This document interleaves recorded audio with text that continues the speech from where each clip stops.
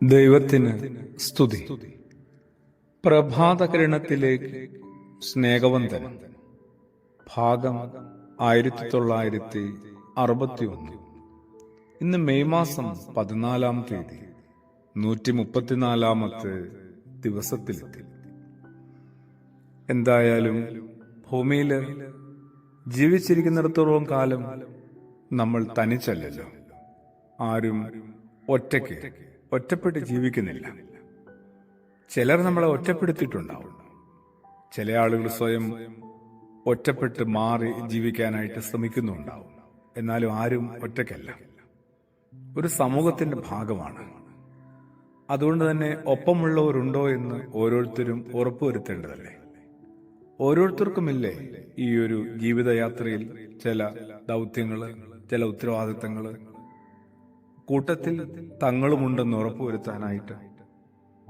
വിശുദ്ധനായ ലൂക്കോസിന്റെ സുവിശേഷം 2-ാം അധ്യായത്തിന്റെ അവസാന ഭാഗത്ത് അപ്പനമ്മമാരുടെ ഒരു തെറ്റായ ധാരണയും മകന്റെ പൊഴിഞ്ഞുപോക്കുമൊക്കെ നമ്മൾ ഒന്നും കൂടി അടുത്ത് കാണേണ്ടതാണ്. യാത്രാ സംഘത്തിലെ ആളുകളോടൊപ്പം ഉണ്ടാകും മകനെന്ന് വിചാരിച്ച അപ്പനും അമ്മയും.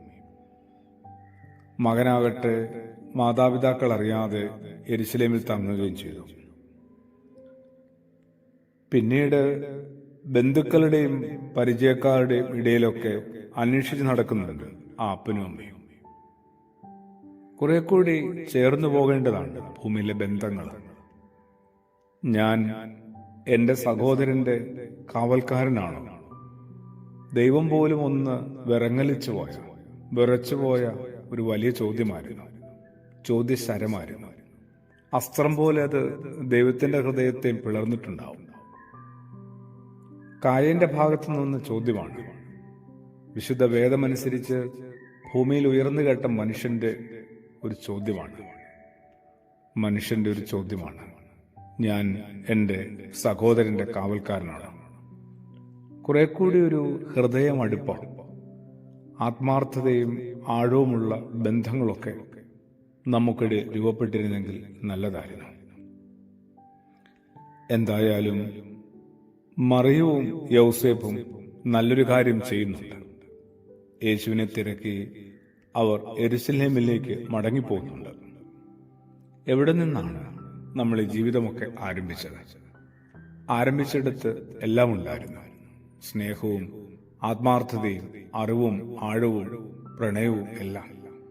പിന്നീടുള്ള യാത്രയിലാണ് എല്ലാം പതിയെ കുറേശ്ശെ നഷ്ടമായി വല്ലാതെ തണുത്തുറഞ്ഞു പോയത്. മടക്കി കിട്ടാനായിട്ട്, മടക്കി വിളിക്കാനായിട്ട്, തിരികെ നേടിയെടുക്കാനായിട്ട് കുറച്ച് ആദ്യകാലത്തിലേക്കൊക്കെ ഒന്ന് മടങ്ങിപ്പോയിരുന്നെങ്കിലും ആ പഴയ സ്നേഹം നിന്നിൽ ഇപ്പോഴില്ല എന്ന ഒരു ആരോപണമൊക്കെ വെളിപാടിന്റെ പുസ്തകത്തിൽ നിന്ന് മുഴങ്ങുന്നുണ്ട്. നമുക്കും ആ പഴയ സ്നേഹത്തിലേക്ക്, ആത്മാർത്ഥതയിലേക്ക്, പ്രാർത്ഥനയിലേക്ക് മടങ്ങിപ്പോകാം. ആമേൻ.